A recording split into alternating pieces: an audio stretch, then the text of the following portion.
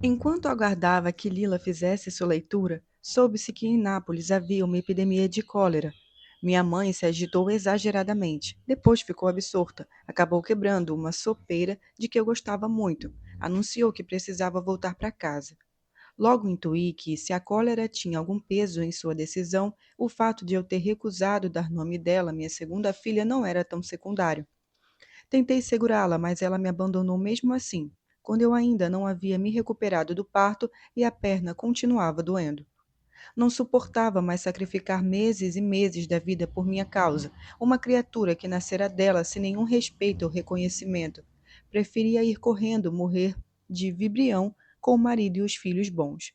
No entanto, até a despedida, manteve a imparcialidade que eu exigira. Não se lamentou, não resmungou, não me jogou nada na cara. Aceitou de bom grado que Pietro a acompanhasse de carro à estação. Sentia que o genro gostava dela e provavelmente pensei, sempre se controlara, não para me agradar, mas para não fazer feio diante dele. No patamar da escada, perguntou à menina em seu italiano forçado: Está triste que a vovó vá embora? Dedê, que estava fazendo e vivendo aquela partida como uma traição, respondeu enfesada: Não. Fiquei com mais raiva de mim do que dela. Depois fui tomada de uma fúria autodestrutiva e poucas horas depois demiti Clélia. Pietro ficou espantado, se assustou. Disse-lhe irritada que não aguentava mais lutar, ora com o sotaque maremano de Dedê, ora com o napolitano de minha mãe. Queria voltar a ser dona de minha casa e de meus filhos. Na verdade, me sentia culpada e tinha uma enorme necessidade de me punir. Com um prazer desesperado, me abandonei à ideia de que seria esmagada pelas duas meninas, pelos afazeres domésticos, pela perna doente. Não tinha dúvida de que Elsa me submeteria a um ano não menos terrível do que aquele vivido com Dedê. No entanto, talvez porque tivesse mais prática com recém-nascidos, talvez porque estivesse resignada a ser uma mãe ruim e abandonar a ânsia de perfeição, a menina grudou em meu peito sem problemas, entregando-se longas mamadas e sonos intermináveis. Consequentemente, também dormi bastante naqueles primeiros dias em casa, e, para minha surpresa, Pietro tratou de manter o apartamento limpo, fez as compras, cozinhou, deu banho em Elsa e brincou com Dedê, que estava atordoada com o surgimento da irmãzinha e a partida da avó. A dor da perna cessou de repente, e no fim das contas eu estava tranquila, até que num fim de tarde, enquanto cochilava, meu marido veio me acordar. Sua amiga de Nápoles está no telefone, disse. Corri para atender. Lila tinha conversado bastante com Pietro. Disse que não via a hora de conhecê-lo pessoalmente. Ouvi sem vontade o que ela me dizia. Pietro era sempre afável, com quem não pertencia ao mundo de seus pais. E como ela se demorava em frases que me pareciam e parecem de uma alegria nervosa, estive a ponto de gritar. Dei a você a possibilidade de me fazer todo o mal possível. Vamos logo, fale. Você ficou 13 dias com o livro. Me diga o que você pensa sobre ele. Em vez disso, limitei-me a interrompê-la bruscamente. Você leu ou não? Ela ficou séria. Li. E então? É bom? Bom como? O livro lhe pareceu interessante, divertido, tedioso? Interessante.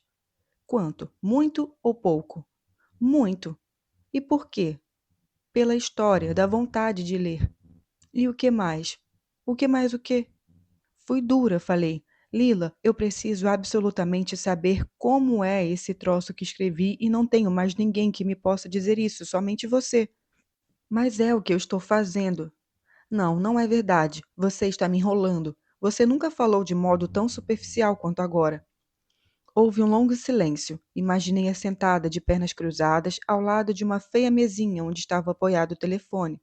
Talvez ela e Enzo tivessem acabado de voltar do trabalho. Talvez Gennaro estivesse brincando ali por perto. E falou: Eu tinha dito a você que eu não sei mais ler. Não é este o ponto. A questão é que preciso de você. E você não está nem aí.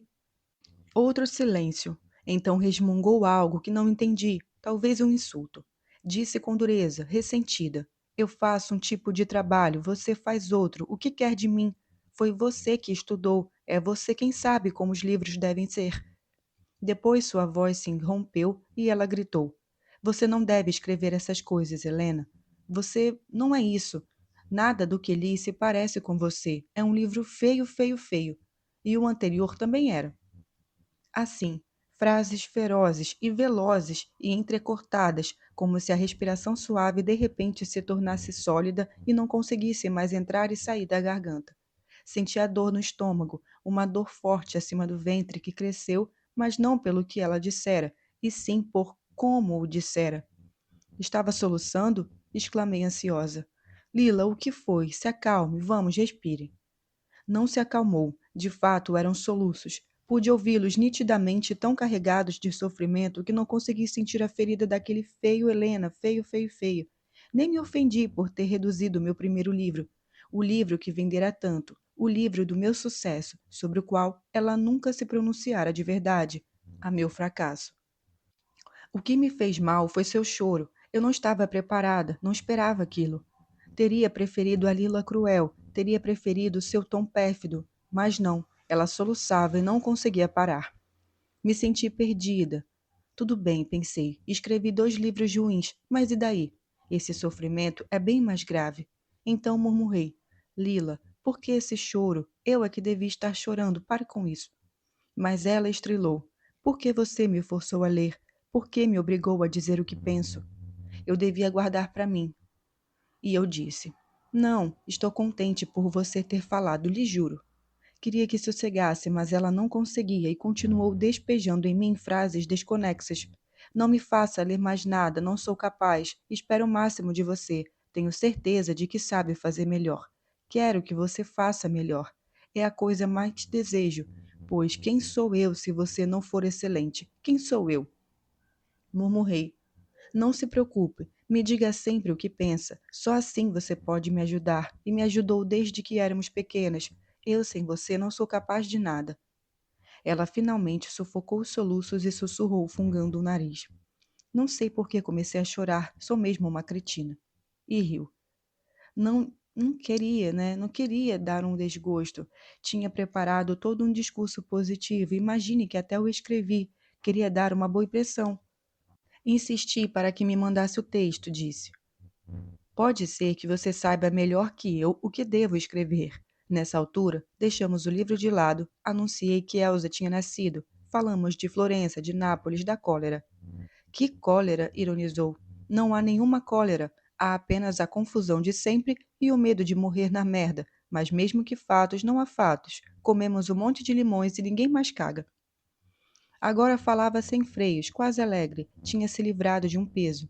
Então tornei a sentir a cilada em que eu estava. 2 filhas pequenas, um marido em geral ausente, o desastre do novo livro.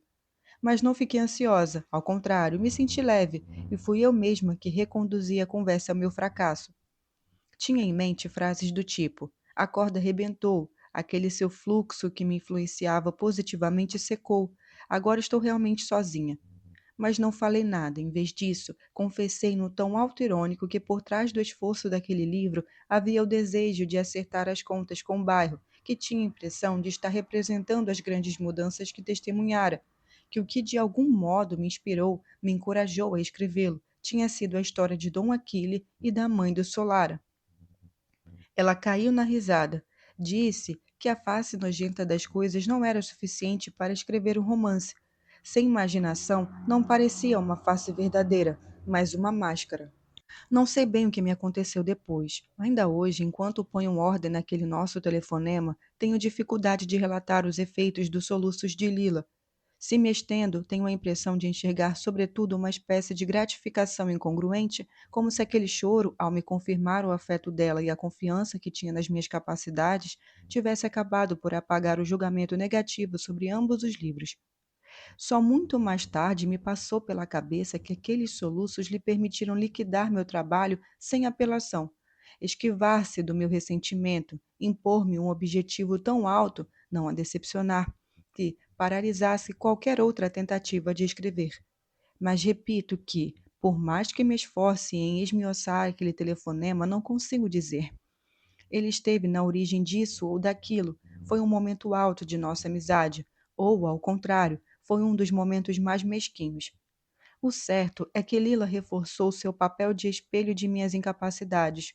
O certo é de que senti mais disposta a aceitar o fracasso, como se o parecer de Lila fosse muito mais autorizado, mas também mais persuasivo e mais afetuoso que o de minha sogra.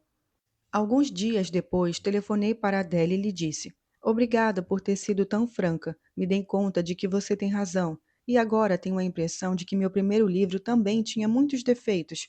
Acho que preciso refletir. Talvez eu não seja uma boa escritora ou simplesmente preciso de mais tempo. Minha sogra imediatamente me cobriu de elogios, louvou minha capacidade de autocrítica, lembrou-me que eu tinha um público que esse público estava aguardando, e murmurei: Sim, claro. E logo em seguida guardei a última cópia do romance numa gaveta, pus de lado os cadernos cheios de apontamentos e me deixei absorver pela cotidianidade. O desgosto por aquele esforço inútil se estendeu também ao meu primeiro livro, talvez até o próprio uso literário da escrita. Assim que me ocorria alguma linguagem ou uma imagem, uma frase sugestiva, me vinha uma sensação de mal-estar e passava adiante. Me dediquei à casa, às filhas, a Pietro. Não pensei nenhuma vez em chamar Clélia de volta ou substituí-la por outra. Tornei a me encarregar de tudo e certamente o fiz para me entorpecer. Mas aconteceu sem esforço, sem remorso, como se de repente eu tivesse descoberto que aquele era o modo mais justo de empregar a vida e uma parte de mim me sussurrasse: Chega de grilos na cabeça. Dei aos trabalhos domésticos uma organização férrea e cuidei de Dedê e Elsa com uma alegria inesperada, como se além do peso do ventre, além do peso do livro, eu tivesse me livrado de outro peso, mais oculto, que eu mesma era incapaz de nomear. Elsa confirmou ser uma criaturinha tranquilíssima. Tomava longos banhos serenos, mamava, dormia, ria até durante o sono. Mas precisei dar muita atenção a Dedê, que odiava a irmã, acordava de manhã com um ar transtornado. Contava que a salvara ora do fogo, ora da água, ora do lobo. Mas, acima de tudo, fingia ser uma recém-nascida e pedia para chupar meus mamilos. Imitava os vagidos da irmã e, de fato, não se conformava em ser o que realmente era, uma menina de quase 4 anos com uma linguagem muito desenvolvida, perfeitamente autônoma em suas funções primárias. Tive cuidado de lhe dar muito afeto, de elogiar sua inteligência e sua eficiência, de convencê-la de que eu precisava de sua ajuda em tudo, para fazer as compras, cozinhar, impedir que a irmã fizesse estragos. Enquanto isso, como estava aterrorizada com a possibilidade de engravidar de novo, comecei a tomar a pílula. Engordei, me sentia inchada, mas não tive coragem de parar. Uma nova gravidez me assustava mais que qualquer coisa. De resto, já não me importava com meu corpo como antigamente. Achava que as duas meninas tinham decretado que eu não era mais jovem, que ser marcada pelo cansaço, dar banho nelas, vesti-las, tirar sua roupa, passear de carrinho, fazer as compras, cozinhar, uma no colo e outra na mão, as duas no colo, tirar o ranho de uma, limpar a boca de outra, em suma, as tensões do dia a dia, testemunhassem minha maturidade de mulher, que me transformar como as mães do bairro não fosse uma ameaça, mas o curso natural das coisas. Tudo bem assim, dizia a si mesma. Pietro, que tinha cedido quanto à pílula depois de uma longa resistência, me observava preocupado. Você está arredondando. O que são essas manchas na pele? Temia que as meninas, eu, ele, todos nós ficássemos doentes, mas detestava médicos. Eu tentava tranquilizá-lo. Tinha emagrecido muito nos últimos tempos, os olhos cada vez mais fundos nas olheiras e já uns fios brancos de cabelo. Queixava-se de dores ora no joelho, ora no quadril direito, ora no ombro, mas se negava a fazer consultas. Então o obriguei. Eu mesma o acompanhei com as meninas e, afora a necessidade de tomar alguns calmantes, ele estava esbanjando saúde. Isso o deixou eufórico por algumas horas e todos os sintomas desapareceram. Mas em pouco tempo, apesar dos tranquilizantes, voltou a se sentir mal. Certa vez em que Dedê não deixava assistir o telejornal, foi logo após o golpe do estado do Chile, ele lhe deu umas palmadas com excessiva dureza. E assim que passei a tomar a pílula, veio-lhe uma vontade de transar com frequência ainda maior, mas só de manhã ou à tarde, porque dizia era o orgasmo noturno que o fazia perder o sono, forçando-o a estudar até altas horas da noite, o que lhe causava um cansaço crônico e, consequentemente, todas aquelas dores. Tudo balela sem sentido. Para ele, estudar à noite sempre tinha sido mais um hábito, uma necessidade. No entanto, eu concordava. Não vamos fazer mais à noite. Tudo estava bem para mim. Claro, às vezes eu me exasperava. Era difícil obter dele uma mínima ajuda em coisas úteis, fazer as compras quando estava mais livre, lavar os pratos depois do jantar. Uma noite, perdi a paciência. Não lhe disse nada de terrível, simplesmente falei mais alto. E fiz uma descoberta importante. Bastava eu gritar para que sua teimosia sumisse de repente e ele me obedecesse. Era possível, enfrentando-o com alguma firmeza, fazê-lo esquecer até das dores erráticas, até do desejo neurótico de me possuir continuamente. Mas eu não gostava de fazer isso. Quando me comportava daquela maneira, sentia pena dele. Tinha a impressão de causar-lhe um frêmulo doloroso no cérebro. De todo modo, os resultados não eram duradouros. Ele cedia, se restabelecia, assumia compromissos com certa solenidade, mas depois voltava a ficar cansadíssimo, se esquecia do pacto, recomeçava a cuidar apenas de si. Por fim, eu desistia. Tentava animá-lo, beijava-o. O que eu ganhava com alguns pratos mal lavados? Somente cara amarrada e uma distração que significava: estou aqui perdendo meu tempo enquanto preciso trabalhar. Melhor deixá-lo em paz e ficava contente quando conseguia evitar tensões. Para não deixá-lo nervoso, também aprendi a não expressar minhas opiniões. De resto, não parecia que se importasse com elas. Se ele argumentava, sei lá, sobre as medidas do governo por causa da crise do petróleo, se elogiava a aproximação do Partido Comunista com o democrata cristã, preferia que eu apenas escutasse aquiescente. E nas vezes em que eu discordava, assumia ares vagos ou falava com um tom que evidentemente usava com os estudantes. Você deve uma má educação, não conhece o valor da democracia, do Estado, das leis, da mediação entre os interesses constituídos, do equilíbrio entre as nações. Você gosta do apocalipse. Eu era sua esposa, uma mulher culta, e ele esperava que eu prestasse muita atenção quando falava de política, de seus estudos, do novo livro em que estava trabalhando à exaustão, cheio de ansiedade. Mas a atenção devia ser exclusivamente afetuosa. Não queria ouvir opiniões, sobretudo quando deixavam em dúvida. Era como se pensasse em voz alta, só para fazer um balanço interno. No entanto, a mãe dele era um tipo de mulher totalmente diversa, e a irmã também. Mas evidentemente ele não queria que eu fosse como elas. Naquele seu período de fraqueza, compreendi por meias frases que ele deve ter se incomodado não só com o sucesso, mas também com a própria divulgação de meu primeiro livro. Quanto ao segundo, nunca me perguntou que fim levava o já escrito e os projetos que tinha para o futuro. Tive a impressão de que o fato de eu não falar mais em escrever o deixava aliviado. Mas a revelação de que Pietro a cada dia se tornava pior do que eu imaginava não me levou de novo a outros homens. Às vezes me acontecia de topar com Mário, o engenheiro, mas logo descobri que a vontade de seduzir e de ser seduzida tinha passado. Aliás, aquela agitação de antes me pareceu uma fase um tanto ridícula de minha vida. Ainda bem que já estava superada. Também se atenuou a ânsia de sair de casa, de participar da vida pública da cidade. Se decidia ir a um debate ou manifestação, levava sempre comigo as meninas e me sentia orgulhosa de minhas bolsas cheias de necessário para acudi-las, da aprovação ou desaprovação cautelosa de quem dizia: elas não são tão pequenas, pode ser perigoso. Mas saía todos os dias, não importava o clima, para permitir que minhas filhas tomassem um pouco de ar e sol. Nunca o fazia sem levar um livro, seguindo um hábito que não me abandonara, e continuei lendo em qualquer circunstância, ainda que tivesse como se dissipado a ambição de formar um mundo com aquilo. Em geral, eu perambulava um tempo e depois me sentava num banco não distante de casa, folheava ensaios complicados, lia o jornal e gritava: Dedê, não vá para longe, fique perto da mamãe. Eu era isso e precisava aceitar. Lila, não importa que rumo sua vida tomasse. Era outra coisa.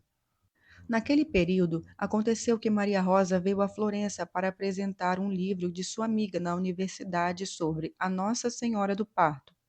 Pietro jurou que não faltaria, mas no último momento arranjou uma desculpa e se intocou em algum lugar. Minha cunhada chegou de carro, dessa vez sozinha, um pouco cansada, mas carinhosa como sempre e carregada de presentes para Dedê e Elsa. Em nenhum momento acenou a meu romance abordado, embora com certeza Adele tenha contado tudo a ela. Falou sem parar das viagens que tinha feito e de livros, com o entusiasmo habitual. Acompanhava cheia de energia as muitas novidades do planeta. Afirmava uma coisa, se cansava, passava para outra que até pouco antes, por distração, por cegueira, tinha negado. Quando falou do livro da colega, conquistou imediatamente a admiração da parte do público composto de historiadores da arte. E a noite teria corrido tranquila nos trilhos acadêmicos de sempre, se, a certa altura, como uma guinada brusca, ela não tivesse pronunciado frases às vezes debochadas do tipo: não é preciso dar filhos a nenhum pai, muito menos a Deus Pai. Os filhos devem ser dados a si mesmos. Chegou o momento de estudarmos como mulheres e não como homens.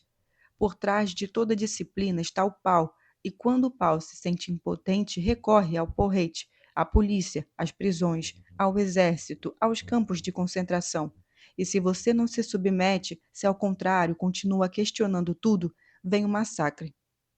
Rumores de discordância, de consenso. No final, ela foi cercada por um grupo numeroso de mulheres. Chamou-me para o lado dela com acenos alegres, mostrou orgulhosamente Dedê e Elsa às suas amigas florentinas. Falou muito bem de mim. Uma delas se lembrou de meu livro, mas eu logo me esquivei, como se não o tivesse escrito. Foi uma bela noitada que deu origem a um convite por parte de um grupinho heterogêneo de garotas e mulheres feitas, para ir à casa de uma delas, uma vez por semana, para falar, me disseram, de nós. As frases provocadoras de Maria Rosa e o convite de sua amiga me levaram a desenterrar debaixo de uma pilha de livros aqueles dois opúsculos que a Adele me dera tempos atrás. Andei com eles por aí dentro da bolsa, li ao ar livre, sob um céu cinzento de fim de inverno. O primeiro que li, atraída pelo título, foi um texto intitulado Vamos Cuspir em Hegel. Li enquanto Elsa dormia no carrinho e Dedê, de acaso, em charpe e gorro de lã, conversava em voz baixa com seu boneco. Cada frase, cada palavra me surpreendeu, sobretudo a ousada liberdade de pensamento. Sublinhei muitas passagens com força, coloquei pontos exclamativos, marcas verticais. Cuspir em Hegel, cuspir na cultura dos homens, cuspir em Marx, em Engels, em Lenin, e no materialismo histórico, e em Freud, e na psicanálise, na inveja do pênis, e no casamento, na família, e no nazismo, no stalinismo, no terrorismo e na guerra, e na luta de classes, e na ditadura do proletariado, e no socialismo, e no comunismo, e na armadilha da igualdade, e em todas as manifestações da cultura patriarcal, e em todas as formas organizativas, opor-se à dispersão das inteligências femininas, desculturalizar-se, desaculturalizar-se a partir da maternidade, não dar filhos a ninguém, livrar-se da dialética servo-patrão, tirar da cabeça a inferioridade, restituir-se a si mesmas, não ter antíteses, mover-se num outro plano em nome da própria diferença. A universidade não liberta as mulheres, mas aperfeiçoa sua repressão contra a sabedoria. Enquanto os homens se entregam a aventuras espaciais, a vida para as mulheres deste planeta ainda deve começar. A mulher é a outra face da Terra. A mulher é o sujeito imprevisto. Libertar-se da submissão aqui, agora, neste presente. A autora daquelas páginas se chamava Carla Lonze. Como é possível, me perguntei, que uma mulher saiba pensar assim? Trabalhei muito nos livros, mas sempre me submeti a eles, nunca os utilizei realmente, nunca os voltei contra si mesmos. Aí está como se pensa. Aí está como se pensa contra. Eu, depois de tanto esforço, não sei pensar. Nem mesmo Maria Rosa sabe. Leu páginas e páginas e os recombina com o extro, dando espetáculos. Só isso. Já Lila sabe. É a natureza dela. Se tivesse estudado, saberia pensar dessa maneira. Essa ideia se tornou insistente. Todas as leituras daquele período terminaram, de um modo ou de outro, trazendo Lila para o centro. Eu encontrara um modelo feminino de pensamento que, feitas as devidas diferenças, me causava a mesma admiração, a mesma subalternidade que sentia em relação a ela. Não só. Lia o pensamento dela, em fragmentos de sua vida, em frases que ela aprovaria, em outras que rejeitaria. Em seguida, motivada por aquela leitura, me reuni várias vezes com o grupo das amigas de Maria Rosa, e não foi fácil. Dedê me solicitava continuamente: quando vamos embora? Elsa lançava de repente gritos de alegria, mas as dificuldades não vieram apenas de minhas filhas. Na verdade, ali só encontrei mulheres que, mesmo se parecendo comigo, não me foram de grande ajuda. Eu me entediava quando a discussão era uma espécie de resumo mal formulado daquilo que já conhecia, e tinha a impressão de saber bastante bem o que significava ter nascido mulher. Não me apaixonava pelos combates da consistência de si, e não tinha nenhuma intenção de falar em público sobre minha relação com Pietro, com os homens em geral, para dar testemunho do que são os homens de todas as classes e idades. E ninguém melhor do que eu sabia o que significava masculinizar a própria cabeça para ser bem acolhida pela cultura dos homens. Eu tinha feito isso, continuava fazendo. Além disso, continuava completamente alheia a tensões, explosões de ciúme, tons autoritários, vozinhas subalternas, hierarquias intelectuais, lutas pelo primado no grupo que terminavam em choros desesperados. Mas aconteceu um fato novo que naturalmente me reconduziu a Lila. Fiquei fascinada com o modo, explícito até a inconveniência, com que Alice falava e se divergia. Não gostei tanto da condescendência que cedia o passo à lenga-lenga. Isso eu conhecia bastante bem desde a infância. O que me seduziu foi a urgência de autenticidade que eu nunca sentira e que talvez não tivesse em minha natureza. Nunca disse uma só palavra naquele ambiente que se adequasse àquela urgência, mas senti que devia fazer alguma coisa do gênero com Lila, examinarmos a nossa trama com a mesma inflexibilidade, dizer-nos até o fundo o que silenciávamos, partindo, quem sabe, do choro insólito pelo meu livro falhado. Aquela necessidade foi tão forte que cogitei ir a Nápoles com as meninas por um tempo ou pedir que ela viesse me ver com Genaro, ou que nos escrevêssemos. Falei sobre isso com ela uma vez, por telefone, mas foi um fiasco. Contei sobre os livros de mulher que eu estava lendo, do grupo que frequentava. Ela ficou escutando, mas depois riu bastante dos títulos como A Mulher Clitoridiana e A Mulher Vaginal, e fez de tudo para se vulgar. Que porra você está lendo, Helena? O prazer, a racha, os problemas aqui já estão tantos. Fico doida. Queria demonstrar que não tinha instrumentos para dar palpite nas coisas que me interessavam. No final, falou com desprezo. Trabalhe, Helena, faça as coisas que precisa fazer. Não jogue seu tempo fora. Estava irritada. Evidentemente, não é o melhor momento, pensei. Vou tentar mais adiante. Mas nunca tive tempo nem coragem de tentar de novo. Terminei concluindo que, antes de tudo, eu devia entender melhor o que eu era. Indagar sobre minha condição de mulher. Tinha me excitado e me exercitado e excedido, fizeram um enorme esforço para adquirir capacidades masculinas. Acreditava que devia saber tudo, tratar de tudo. O que me importava a política, as lutas? Queria fazer bonito diante dos homens, estar à altura? À altura de quê? Da razão deles, a mais irracional. Tanto esforço para memorizar frases em voga, tanta energia desperdiçada. Tinha sido condicionada pelo estudo que havia modelado minha cabeça, minha voz. Que pactos secretos assumira intimamente a fim de me destacar. E agora, depois do duro esforço de aprender o que precisava desaprender. Além disso, por causa da forte proximidade de Lila, tinha sido forçada a me imaginar de um jeito que eu não era. Acabara me somando a ela e me sentia mutilada assim que me subtraía. Sem Lila, nem sequer uma ideia. Sem o apoio de seus pensamentos, nenhum pensamento em que pudesse confiar. Nenhuma imagem. Devia me aceitar fora dela. O núcleo era esse. Aceitar que eu era uma pessoa mediana. O que eu devia fazer? Tentar escrever mais uma vez? Talvez não tivesse a paixão por isso. Talvez me limitasse a executar uma tarefa. Então nunca mais escrever. Achar um trabalho qualquer, ou bancar a madame, como dizia minha mãe. Fechar-me na família, ou jogar tudo pelos ares, a casa, as filhas, o marido. Fortaleci os laços com Maria Rosa, liguei frequentemente para ela, Mas quando Pietro se deu conta disso, começou a me falar da irmã com um desprezo cada vez mais evidente. Era frívola, vazia, perigosa para si e para os outros. Tinha sido a cruel torturadora de sua infância e adolescência. Era a maior preocupação dos pais. Uma noite, enquanto eu falava com minha cunhada por telefone, saiu do escritório desgrenhado, o rosto exausto. Circulou pela cozinha, comeu alguma coisa, brincou com o Dedê e, enquanto isso, ficou escutando nossa conversa. Depois, de uma hora para outra, gritou: Essa cretina sabe que está na hora do jantar? Desculpei-me com Maria Rosa e pus o fone no gancho. Está tudo pronto, falei. Já vamos comer, não precisa gritar.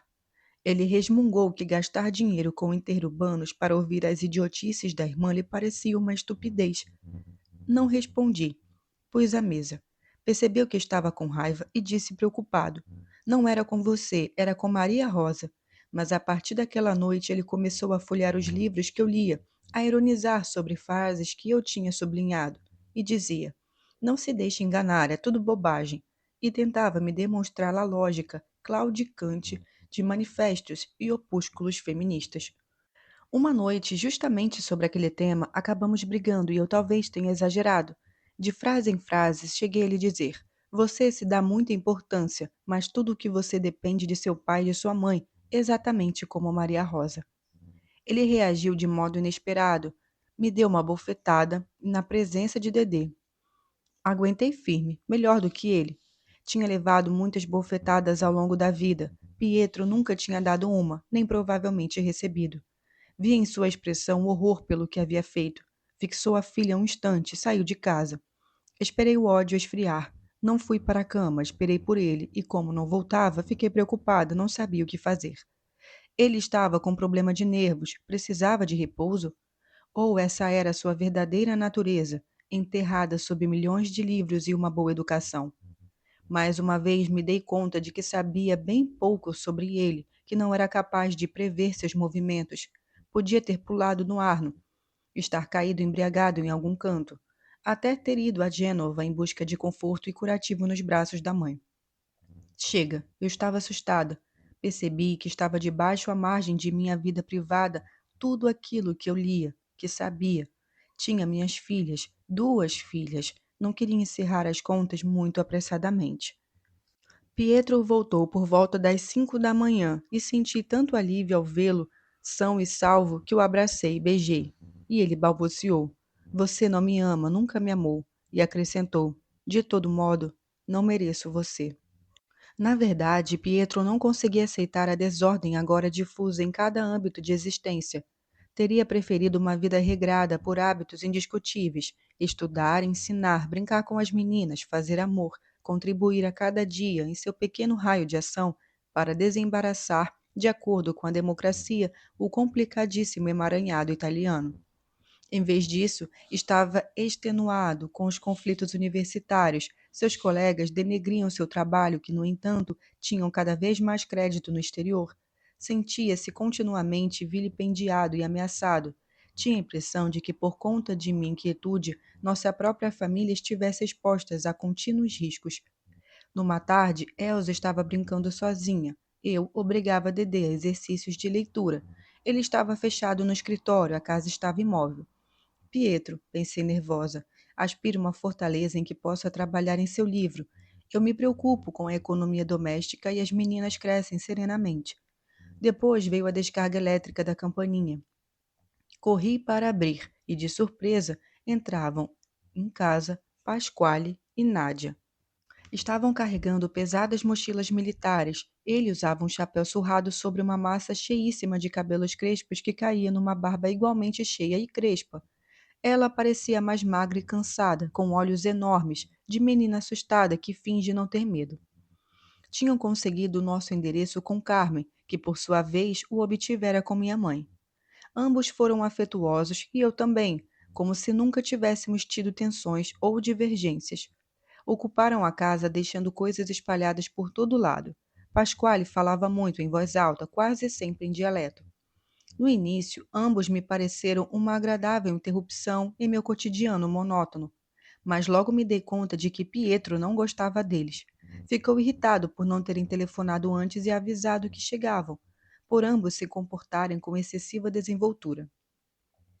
Nádia tirou os sapatos e se espreguiçou no sofá. Pasquale continuou com o chapéu na cabeça, tocou em objetos, folheou livros, pegou na geladeira uma cerveja para si e para Nádia sem pedir permissão. Bebeu no gargalo e arrotou de um jeito que fez Dedê rir. Disseram que tinham decidido dar um rolé. Falaram exatamente dar um rolé, sem especificar. Quando tinham saído de Nápoles, foram vagos. Quando voltariam para lá, foram igualmente vagos. E o trabalho? Perguntei a Pasquale. Ele riu. Chega, já trabalhei demais, agora descanso. E mostrou as mãos a Pietro. Quis que ele lhe mostrasse as dele, esfregou palma contra palma, dizendo: Sente a diferença? Depois pegou a lota contínua e passou à direita, sobre a primeira página, orgulhoso do som que fazia o papel raspado pela pele áspera, alegre como se tivesse inventado um novo jogo. Então acrescentou quase ameaçador: Sem estas mãos de lixa, professor, não existiria nenhuma cadeira sequer, nenhum prédio, nenhum automóvel, nada, nem sequer você. Se nós, trabalhadores, deixássemos de labutar, tudo pararia. O céu cairia por terra e a terra salpicaria no céu. As plantas retomariam as cidades. O Arno alargaria suas belas casas. E somente quem sempre labutou seria como sobreviver enquanto vocês dois, com todos os seus livros, seriam trucidados pelos cães. Foi um discurso ao modo de Pasquale, exaltado e sincero, que Pietro escutou sem replicar. Assim como Nádia, que enquanto seu companheiro falava se mantinha séria deitada no sofá, os olhos fixos no teto. Ela pouco interveio na conversa entre os dois homens, nem disse nada a mim. Mas, quando fui preparar o café, me acompanhou até a cozinha. Notou que Elsa estava sempre grudada em mim e disse séria: Ela gosta muito de você. É muito pequena. Está dizendo que quando crescer não vai mais gostar de você? Não, espero que goste de mim também quando estiver grande. Minha mãe falava muitíssimo de você. Era só uma aluna dela, mas parecia mais uma filha do que eu. É mesmo? Eu odiava você por isso e também porque tomou Nino de mim. Não foi por Nino, nem por mim que Nino te deixou. Estou me lixando, agora nem me lembro mais da cara dele. Quando eu era novinha, queria ser que nem você era. Por quê? Você acha que nascer e já encontrar tudo de mão beijada é uma coisa boa? Bem, você precisa batalhar menos, né? Você se engana. A verdade é que tudo parece já feito e você não tem nenhum motivo para se esforçar. Sente apenas a culpa pelo que você é, sem ter merecido. Melhor que sentir a culpa de ter fracassado. É o que sua amiga Lina lhe diz? Não. Nádia fez um movimento agressivo com a cabeça e uma expressão pérfida que nunca pensaria ver nela, e disse: Prefiro ela a você.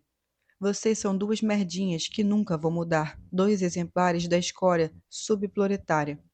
Mas você se faz simpática. Lina não. Deixou-me na cozinha sem palavras. Ouvi que ela gritava a Pasquale: Vou tomar uma ducha. E você também devia dar uma enxugada no corpo. Os dois se fecharam no banheiro. Escutamos suas risadas. Ela lançava gritinhos que percebi e deixavam Dedê muito preocupada. Quando saíram, estavam seminus, os cabelos molhados, felicíssimos. Continuaram brincando entre si como se não estivéssemos ali. Pietro tentou se intrometer com perguntas do tipo: Há quanto tempo vocês estão juntos? Nádia respondeu friíssima: Não estamos juntos. Talvez vocês dois estejam juntos. Ele então perguntou com um tom birrento que costumava exibir nos casos em que as pessoas lhe pareciam superficiais: O que significa? Você não conseguiria entender, respondeu Nádia.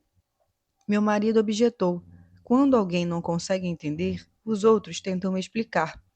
Neste ponto, Pasquale interveio rindo. Não há nada a explicar, professor. Você precisa pensar que está morto e não sabe. Tudo está morto. O modo como vocês vivem, como vocês falam, a convicção de serem inteligentíssimos, democratas e de esquerda. Como se pode explicar algo a quem está morto?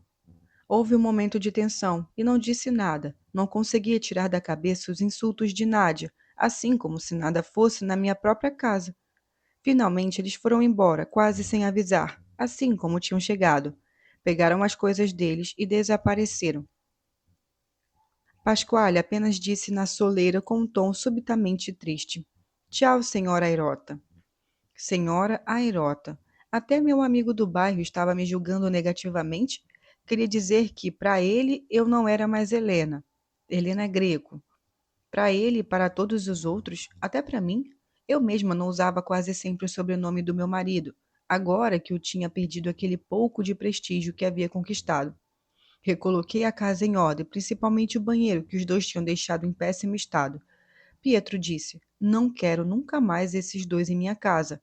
Alguém que fala assim do trabalho intelectual é um fascista, mesmo que não saiba. Quanto a ela, é um tipo que conheço muito bem. Não tem nada na cabeça. Como se desse razão a Pietro, a desordem começou a se tornar concreta, envolvendo pessoas que tinham sido próximas. Soube por Maria Rosa que Franco tinha sido agredido em Milão por fascistas. Estava em péssimas condições, tinha perdido o molho. Viajei imediatamente para lá com Dedê e a pequena Elsa. Fui de trem, brincando com as meninas e lhes dando comida, mas entristecida com a outra que eu fui, a namorada pobre e inculta do rico estudante hiperpolitizado, Franco Mari. Quantas a mim, quantas existiam, e se perder em algum lugar e que agora tornava a despontar. Na estação encontrei minha cunhada, pálida, alarmada. Ela nos levou para a casa dela, uma casa agora deserta e ainda mais bagunçada do que quando me hospedara depois da assembleia da universidade. Enquanto Dedê brincava e Elsa dormia, ela me contou mais do que me dissera por telefone. O fato tinha ocorrido 5 dias antes. Franco falava da manifestação da vanguarda operária, num teatrinho lotado. No final, se afastou com Silvia, que agora vivia com o redator de Giorno, numa bela casa ali perto do teatro. Ele iria dormir lá e partir no dia seguinte para Piacenza. Já estavam quase no portão. Silvia tinha acabado de tirar as chaves da bolsa, quando um furgão branco encostou e os fascistas desceram. Ele tinha sido massacrado na porrada. Silvia tinha sido surrada e violentada. Bebemos muito vinho. Maria Rosa pegou a droga, chamava assim. Noutros casos, usava o plural. Dessa vez resolvi experimentar, mas só porque, apesar do vinho, me sentia sem uma coisa boa sequer a qual me agarrar. Depois de frases cada vez mais raivosas, minha cunhada se calou e desandou a chorar. Não achei nenhuma palavra para consolá-la. Eu sentia suas lágrimas, tive a impressão de que faziam um rumor ao escorrer de seus olhos pelas faces. De repente não a vi mais, não vi nem mesmo o quarto. Tudo ficou escuro e desmaiei. Quando recuperei os sentidos, me desculpei muito constrangida. Disse que tinha sido cansaço. Dormi pouco à noite. O corpo me pesava por excesso de disciplina, e as palavras dos livros e das revistas escorriam como se de repente as letras do alfabeto não fossem mais combináveis. Fiquei do lado das meninas como se fossem elas que dessem conforto para mim. No dia seguinte, deixei Dedê e Elsa com minha cunhada e fui ao hospital. Encontrei Franco numa enfermaria esverdeada, que tinha um cheiro forte de hálito, urina e medicamentos. Tinha como que encurtado e inchado. Ainda tinha uma lembrança do branco das ataduras, a cor arroxeada da parte do rosto e do pescoço. Não me recebeu bem, tive a impressão de que se envergonhava pelo seu estado. Então falei eu. Contei a ele sobre minhas filhas. Depois de alguns minutos, murmurou: Vá embora, não quero você aqui. Como insisti em continuar, sussurrou aborrecido: Não sou mais eu, vá embora. Estava muito mal, soube por um grupinho de companheiros dele que talvez tivesse de operá-lo de novo. Quando voltei do hospital, Maria Rosa percebeu que eu estava transtornada. Me ajudou com as meninas e assim que Dedê dormiu, me mandou também para a cama. Mas no dia seguinte, ela quis que eu a acompanhasse na visita a Sílvia. Tentei não ir, já tinha sido insuportável encontrar Franco e sentir que não só não podia ajudá-lo, mas o deixara ainda mais frágil. Disse que preferia recordá-la como a tinha visto durante a assembleia da estatal. Não, insistiu Maria Rosa, ela quer que a vejamos como está agora, é importante para ela. E fomos. Uma senhora muito arrumada, com cabelos louríssimos que desciam em onda até os ombros, abriu a porta para nós. Era a mãe de Silvia e estava ao lado de Mirko, também louro, um menino já de 5 ou 6 anos com Dedê. Com seu jeito meio emburrado e autoritário, logo o obrigou a brincar com Teix. o velho boneco que ela levava para todo lado. Silvia estava dormindo, mas tinha dito que queria ser acordada quando chegássemos. Esperamos bastante até que ela se apressasse. Tinha feito uma maquiagem pesada, colocado um belo vestido verde comprido. O que mais me chamou a atenção não foram os hematomas, os cortes, o passo acerto. Lila me parecia ainda mais maltratada quando voltava da viagem de núpcias.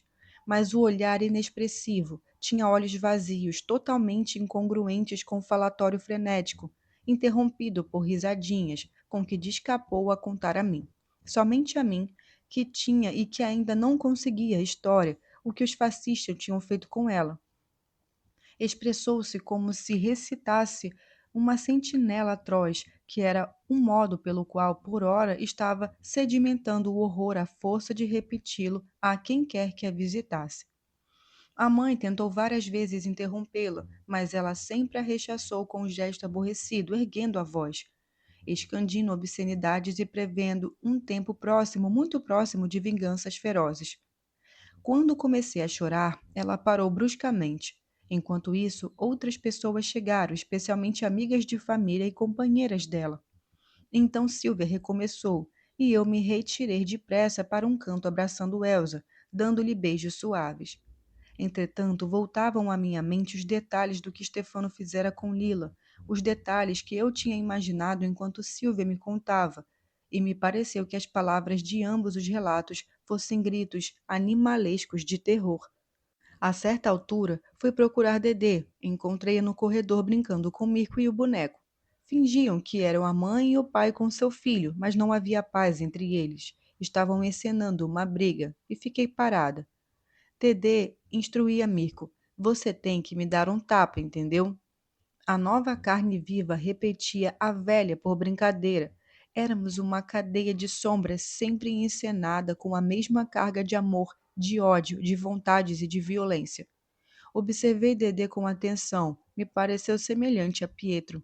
Já Mirko era idêntico a Nino. Não muito tempo depois, a guerra subterrânea que irrompia em picos imprevistos nos jornais e na TV, planos golpistas, repressão policial, bandos armados, combates de fogo, ferimentos, assassinatos, bombas e massacres em cidades grandes e pequenas, me atraiu e me atingiu mais uma vez. Carmen telefonou, estava preocupadíssima, não tinha notícias de Pasquale há semanas. Por acaso ele esteve aí com você? Esteve, mas há pelo menos uns 2 meses. Ah, ela tinha me pedido seu número de telefone e o endereço. Queria ouvir um conselho seu. Ele fez isso? Um conselho sobre o quê? Não sei. Ele não me pediu conselho nenhum. E o que ele falou? Nada, estava bem, alegre. Carmen tinha perguntado por ele a todo mundo, até a Lila, até a Enzo, até o pessoal do coletivo não via ele. Por fim, telefonava para Nádia, mas a mesma e a mãe tinha sido ríspida, e Armando lhe dissera apenas que ela se mudara sem deixar nenhum contato. Devem ter ido morar juntos. Pasquale com aquela lá, sem deixar um endereço e telefone? Difícil. Ficamos um bom tempo tentando entender. Disse a ela que talvez Nádia tivesse rompido com a família por causa da sua ligação com Pasquale, que quem sabe, talvez eles estivessem indo morar na Alemanha, na Inglaterra, na França. Mas Carmen não se convenceu. Pasquale é um irmão muito querido, disse. Nunca desapareceria assim. Estava com um pressentimento terrível. Os combates no bairro eram agora cotidianos. Todos os companheiros deviam tomar cuidado. Os fascistas tinham ameaçado até ela de morte. E a tinham acusado Pasquale de ter incendiado tanto a seção do MSI quanto o supermercado do Solara. Eu não estava sabendo de nada daquilo e fiquei espantada. Isso tinha acontecido no bairro? Os fascistas atribuíam as ações a Pasquale? Sim, ele estava no topo da lista. Era considerado alguém a ser varrido do mapa. Talvez Gino tenha mandado matá-lo, disse Carmen. Você foi à polícia? Fui. E o que eles disseram? Por pouco não me prenderam. São mais fascistas do que os próprios fascistas. Telefonei para a Galiane. Ela me disse irônica: o que aconteceu com você? Não a vejo mais nas livrarias nem nos jornais. Já se aposentou? Respondi que tinha 2 meninas e que por hora precisava me dedicar a elas. Depois perguntei de Nádia. Ela foi antipática. Nádia é grande, foi morar sozinha. Onde? Indaguei. Ela é que sabe, respondeu, e sem se despedir, justo quando eu ia lhe pedir o telefone do filho, desligou na chamada. Demorei bastante para encontrar o número de Armando, e mais difícil ainda foi encontrá-lo em casa. Quando finalmente atendeu, parecia constante e contente de me ouvir o bastante propenso a confidências. Estava trabalhando muito no hospital, tinha se separado da mulher que saíra de casa levando o menino e deixando só o desorientado. Tratou e travou quando falou da irmã. Disse baixinho: não tenho mais nenhuma relação com ela. Divergências políticas, divergências sobre tudo. Desde que se jantara a Pasquale, não era mais possível conversar. Perguntei: eles foram viver juntos? Ele foi direto: digamos que sim. Então, como se o assunto fosse desimportante, ele se esquivou e passou a fazer comentários duros sobre a situação política. Falou dos atentados de Brescia, dos patrões que subornavam os partidos e, assim que a situação apertava, recorriam aos fascistas. Tornei a ligar para Carmen tentando acalmá-la. Disse-lhe que Nádia tinha rompido com a família para ficar com Pasquale e que Pasquale foi atrás dela feito um cachorrinho. Você acha? Perguntou Carmen. Com certeza, o amor é assim. Ela se mostrou cética. Eu insisti, falei com mais detalhes sobre a tarde que os dois tinham passado em minha casa e exagerei um pouco sobre quando eles se gostavam.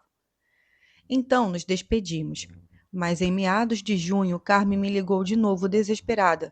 Gino tinha sido assassinado em plena luz do dia, na frente da farmácia. Deram-lhe um tiro na cara.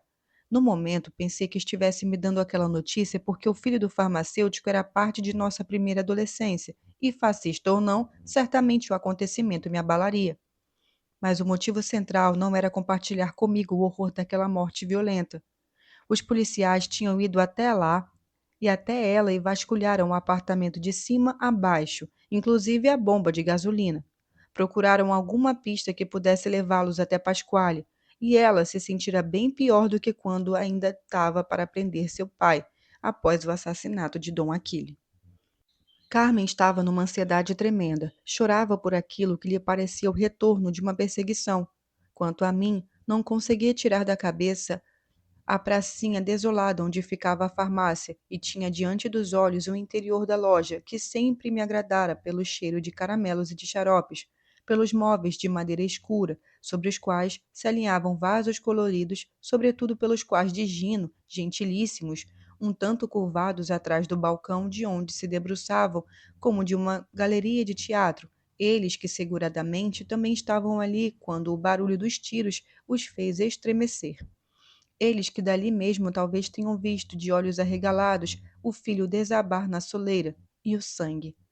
Quis falar com Lila, mas ela se mostrou de uma indiferença total, e liquidando o assunto. Como mais um dos tantos, se limitou a dizer: imagine se a polícia não iria atrás de Pasquale. A voz dela conseguiu imediatamente me capturar e persuadir, sublinhando que, mesmo que Pasquale tivesse de fato assassinado Gino, hipótese que ela excluía, de todo modo ela ficaria do lado dele, porque a polícia deveria ter se preocupado mais com o morto, por todas as desgraças que lhe fizera, e não com o nosso amigo pedreiro e comunista. Depois disso, com o tom de quem passa a questões mais relevantes, me perguntou se poderia deixar Genaro comigo enquanto as aulas não recomeçavam. Genaro? E como eu faria? Eu já tinha Dedê e Elsa, e que me esgotavam, e murmurei. Por quê? Preciso trabalhar. Estou indo para a praia com as meninas. Leve ele também. Vou para Vigédio e fico lá até o final de agosto. O menino me conhece pouco, vai querer você. Você me jurou que cuidaria dele. Sim, mas se você estivesse mal. E como é que você sabe que eu não estou mal? Você está? Não. Então, pode muito bem deixá-lo com sua mãe ou com Stefano. Ficou calada por uns segundos, depois perdeu as boas maneiras. Você pode me fazer esse favor? Sim ou não? Cedi na hora. Tudo bem, pode trazer o menino. Enzo chegou num sábado à tarde com um 50 branquíssimo, que tinha acabado de comprar. Só de avistá-lo na janela, de ouvir o dialeto que usou para dizer algo ao menino que ainda estava no carro. Era ele, idêntico, o mesmo gesto compassado, o mesmo organismo compacto. Senti de novo a materialidade de Nápoles no bairro. Abri a porta com o Dedê agarrada no meu vestido, e me bastou apenas olhar para Dinário e perceber que, já 5 anos atrás, Melina tinha acertado. Agora que estava com 10 anos, o menino mostrava evidentemente que não se parecia nada com só Nino, mas nem sequer com Lila. Era uma reprodução perfeita de Stefano. Ao constatá-lo, tive um sentimento ambíguo, uma mistura de decepção e de regozijo. Pensei que, no fim das contas, tendo de ficar com o menino por tanto tempo, teria sido bom ver ela pela casa, ao lado de minhas filhas, um filho de Nino. No entanto, constatei de bom grado que Nino não tinha deixado nada para Lila. Enzo queria partir logo em seguida, mas Pietro o acolheu com muita gentileza e o obrigou a passar a noite com a gente. Tentei estimular Genaro a brincar com Dedê, embora tivessem quase 6 anos de diferença, mas enquanto ela se mostrou propensa, ele se recusou com um movimento decidido da cabeça. Fiquei tocada com a atenção que Enzo dispensou àquele filho que não era dele, mostrando conhecer seus hábitos, os gostos, as necessidades. Obrigou-o com delicadeza, apesar de Dinaro protestar por causa do sono, a fazer xixi e a escovar os dentes antes de ir para a cama. Depois, quando o menino apagou de cansaço, tirou a roupa dele e lhe pôs o pijama delicadamente. Enquanto eu lavava os pratos e arrumava as coisas, Pietro entretinha nosso hóspede. Estavam sentados à mesa da cozinha, não tinham nada em comum. Tentaram primeiro com a política, mas, quando meu marido acenou positivamente a progressiva aproximação entre os comunistas e os democratas cristãos, o Enzo rebateu que, se aquela estratégia prevalecesse, Berlinguer teria ajudado os piores inimigos da classe operária. Renunciaram a discutir sobre evitar o desentendimento. Então Pietro passou gentilmente a perguntar sobre o trabalho do outro, e Enzo deve ter achado aquela curiosidade sincera, porque foi menos lacônico que o habitual e começou um relato conciso, talvez um pouco técnico demais. A IBM tinha acabado de mandá-los, ele e Lila, para uma empresa maior, uma fábrica nos arredores de Nola, que tinha 300 operários e uns 40 funcionários.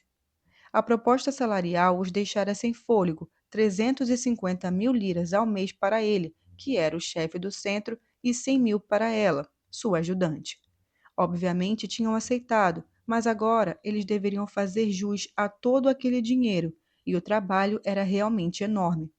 Somos responsáveis, nos explicou usando a partir daquele momento sobre sempre o nós, por um sistema 3 modelo 10, e temos à nossa disposição 2 operários e 5 perfuradores, que são também verificadores.